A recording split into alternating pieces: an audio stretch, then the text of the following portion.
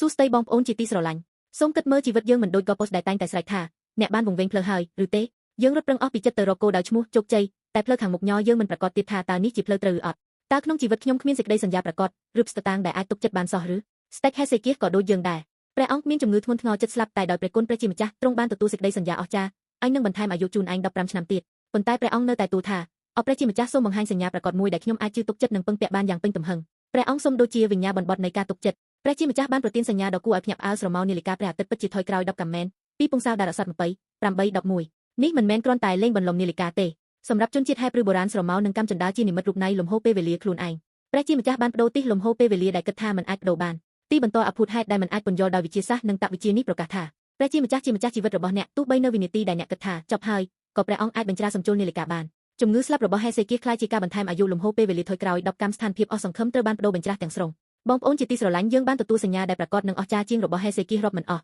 យើងមានកិច្ចសន្យាឆ្លាតវៃដែលអស់ក្លឹបជានិច្ចនិងមិនអាចលុបចោលបានគឺព្រះយេស៊ូវគ្រីស្ទផ្ទាល់នៅពេលដែលកប៉ុស្តិ៍ជីវិតអ្នកស្រែកម្ដងហើយម្ដងទៀតថាអ្នកបានវង្វេងផ្លូវហើយនៅពេលអ្នកមានអារម្មណ៍ថានាឡិកាជីវិតខូចអស់ស្រុងព្រះយេស៊ូវប្រកាសថាអញជាអាល់ហ្វានិងអូមេហ្គាជាដើមនិងចុងជាដំបូងនិងបំផុតវិវរណៈ1:8ដោយបានយកឈ្នះសេចក្តីស្លាប់និងមានប្រជញ្ញរស់ឡើងវិញព្រះយេស៊ូវបានបញ្ជាក់យ៉ាងច្បាស់ថាព្រះអង្គជាម្ចាស់ដាច់ខាតនៃពេលវេលានិងជីវិតព្រះអង្គបានបំបាក់មជុលនាឡិកាចុងក្រោយដែលឈ្មោះថាសេចក្តីស្លាប់រួចរស់ឡើងវិញហើយបានធានាសេចក្តីសន្យានៃជីវិតអស់ក្លឹបជានិច្ចដល់យើងដោយការធានា100នេះគឺជាវិញ្ញាបនបត់នៃការទុកចិត្តចុងក្រោយដែលព្រះជាម្ចាស់បានប្រទានសម្រាប់ជីវិតអ្នកកំហុសកន្លងមកភាពមិនស្ថិតស្ថេរបច្ចុប្បន្នភាពមិនច្បាស់នាពេលខាងមុខនៅក្នុងព្រះគ្រីស្ទទាំងអស់ត្រូវបានបដូរបញ្ច្រាសទាំងស្រុងលំហូរនៃអំពើបាបនិងសេចក្តីស្លាប់คล้ายជាលំហូរនៃជីវិតនិងសេចក្តីសង្ឃឹមតើអ្នកកំពុងថប់បារម្ភព្រោះវង្វេងផ្លូវមែនទេតើអ្នកអស់សង្ឃឹមព្រោះគិតថាពេលវេលារបស់ខ្លួនអស់ហើយក៏ប៉ុស្តិ៍ពិតប្រាកដនៃជីវិតអ្នកមិនមែនជោគជ័យលោកីឬទ្រព្យសម្បត្តិទេប៉ុន្តែជាព្រះយេស៊ូវគ្រីស្ទព្រះអង្គដែលបញ្ច្រាសពេលវេលានិងយកឈ្នះសេចក្តីស្លាប់នៅពេលអ្នកជឿនិងពឹងផ្អែកលើព្រះអង្គអ្នកនឹងមិនតែរកឃើញផ្លូវហើយប៉ុណ្ណោះទេតែនឹងបានឆ្លងកាត់ពេលវេលារបស់ព្រះដែលអាចបដូរបញ្ច្រាសលំហូរជីវិតទាំងមូលរបស់អ្នកឥឡូវនេះនៅទីនេះដូច Stack Hezekiah ដែរ